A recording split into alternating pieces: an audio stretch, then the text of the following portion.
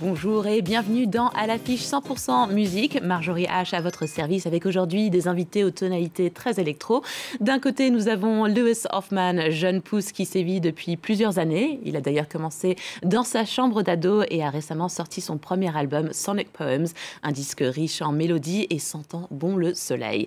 De l'autre côté, nous avons la très parisienne DJ ukrainienne Kate Zubok. Début 2022, elle s'apprêtait à partir en tournée dans son Ukraine natale. C'était sans compter sur l'invasion russe de ces dernières semaines. Merci à tous les deux d'être sur notre plateau France 24. Kate, on va commencer avec vous. En plein cœur de l'actualité, vous avez réussi à faire évacuer votre mère et votre grand-mère d'Ukraine. Est-ce que vous pouvez nous raconter ce périple ?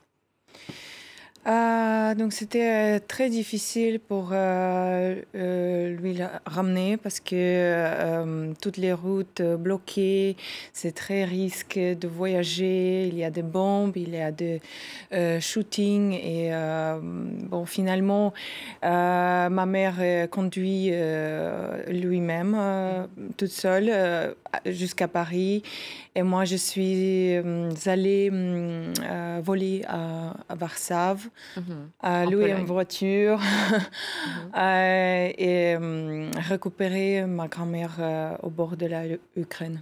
J'imagine que ça doit être très stressant, surtout si vous avez encore de la famille là-bas et encore vous êtes chanceuse d'avoir pu faire cela. En tant qu'artiste, vous êtes restée mobilisée, notamment en prenant part à des événements à Londres et aussi à Paris pour soutenir l'Ukraine. Vous pouvez nous les raconter un petit peu ? Oui, c'était organisé une parade s'appelle Dance for Peace.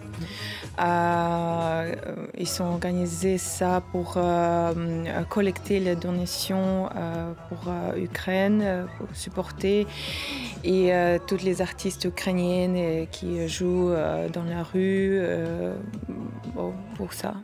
Et ça vous donne un peu de baume au cœur, d'espoir Oui, ouais, c'est ça. C'est absolument. En tout cas, je vous propose un petit aperçu de votre musique, un de vos récents passages à Kiev, surnommé depuis quelques années comme étant le nouveau Berlin de l'électro.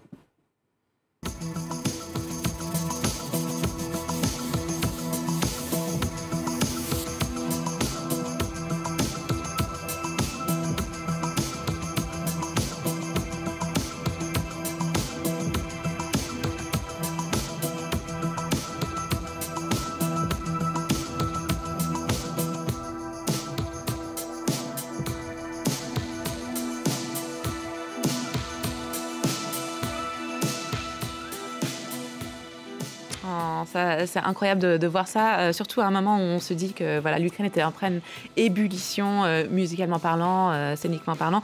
Est-ce que vous avez encore des nouvelles de vos amis artistes et musiciens ukrainiens ? Oui, ils sont beaucoup restés là-bas pour aider, pour supporter, pour aider les gens. Ils ne veulent pas partir, Ukraine. Même plus, ils ne peuvent pas. Les hommes, ils ne peuvent pas. Ouais, ils sont obligés de rester. Ouais. Oh là là. En tout cas, c'est beau de voir qu'il y a quand même une sensation d'unité, en tout cas en ce moment. Je sais que c'est pas facile et que votre carrière musicale, vous êtes obligé un peu de la mettre entre parenthèses pour aider votre famille, etc. Mais bon, on va vous souhaiter beaucoup de courage. Et puis pour ceux qui vous découvrent aujourd'hui sur notre antenne de France 24, vous avez une histoire assez intéressante. Vous êtes basé à Paris. Vous avez commencé en fait en tant que mannequin et avant de vous lancer dans le monde de la production de musique électronique. Et vous avez un peu quelque chose de similaire avec notre autre invité, Lewis Hoffman, qui lui, contrairement à vous, n'a pas commencé en tant que mannequin. Il a commencé en faisant de la musique, vidéant dans sa chambre. Et puis maintenant, je crois que les plus grands défilés ont envie de vous inviter. Donc vous avez la mode et la musique en commun. En tout cas, c'est un moment assez intéressant, je pense, pour vous. Vous avez commencé à entendre de la musique, notamment, je crois que j'ai lu que c'était le portable de votre mère qui était le premier joujou gadget avec lequel vous avez composé. Et du coup, je vous propose de regarder quelques années plus tard, ça donne quoi? Ça donne ça.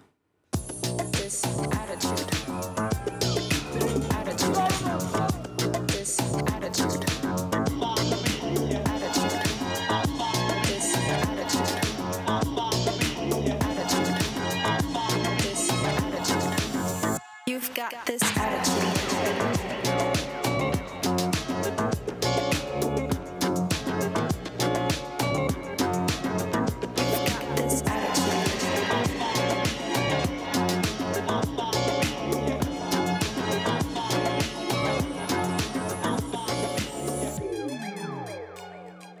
Un des titres qu'on peut retrouver sur le premier album de Lewis Hoffman, qui a fait d'ailleurs un carton il y a 18 mois sur les réseaux sociaux tels que TikTok et Instagram, Attitude. En tout cas, il y a plein d'autres tonalités sur cet album.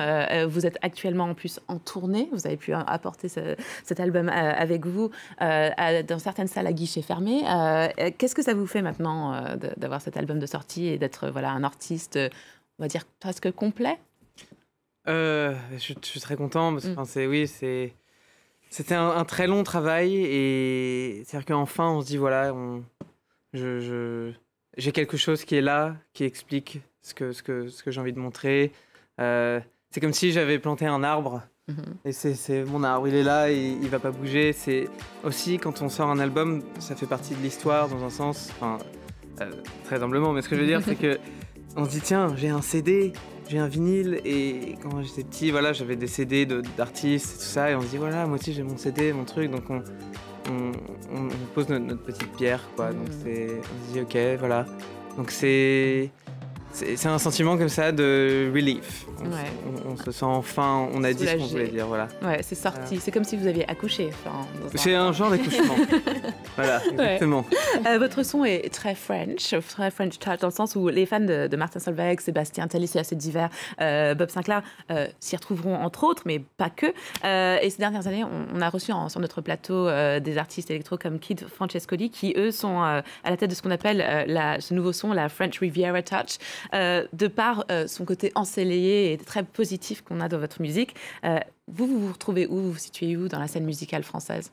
En fait, moi, la musique que j'essaye de faire, en fait, elle est vraiment basée sur des rêveries à moi que j'ai. Et justement, en fait, aujourd'hui, on est tellement nombreux à faire de la musique qu'il y a un espèce de devoir où il faut être le plus honnête et le plus sincère avec ce qu'on fait. Si on veut, dans un sens, être écouté, écouté d'une façon... parce qu'on est tellement, donc voilà, il faut être le plus personnel possible, et donc c'est ce que j'essaye de faire.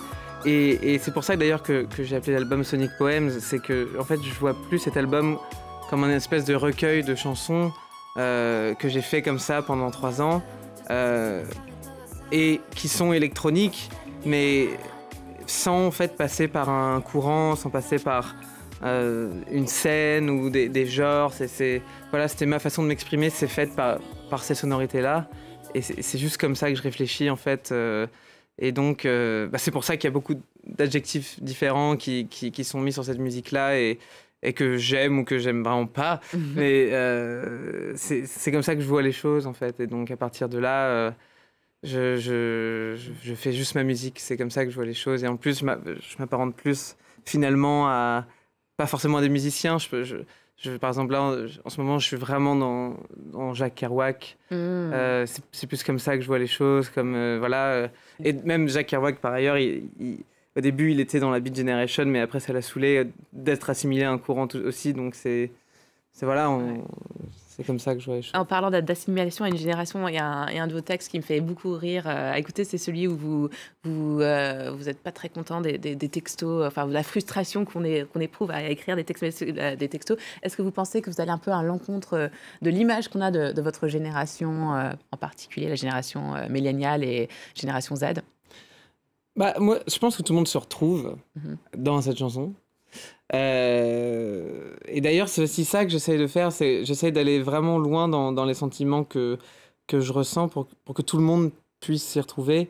Parce qu'en fait, je dis souvent que j'essaie de faire que chaque chanson soit un aéroport, en fait. Et pour faire un bon aéroport, il faut vraiment le faire bien avec ses émotions, ses trucs, pour que les gens ensuite, en fait, puissent prendre leur avion pour aller où ils ont envie d'aller. Parce que l'avion est solide en sincérité et en énergie pour faire ça. Et donc, too much text, bon, il est plus facile à faire cet avion-là, puisque on parle de text messages. Donc tout le monde fait ça, tout le monde envoie des textos.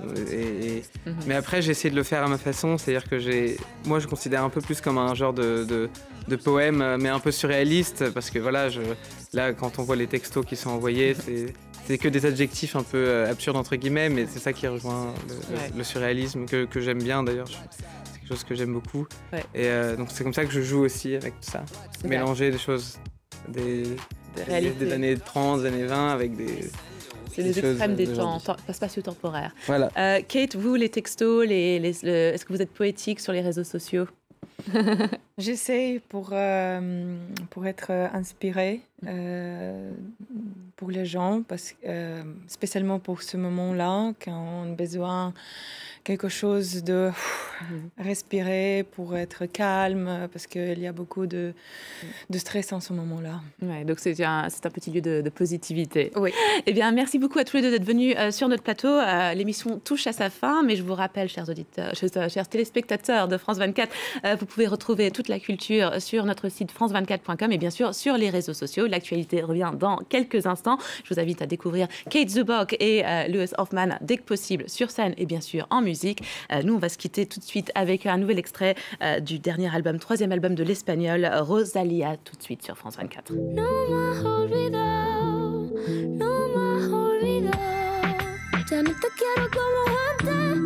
Me rompiste pero solo en parte. Llevaba tus clavos para pensarte. Pero de olvidarte yo ya hice un arte. No queda na. Entre tú y yo, ya. Ya no me acuerdo de tu cara, la forma de tu cuerpo ni en que la pensara. Hay demasiado que nos separa. La vida es bonita pero traicionera.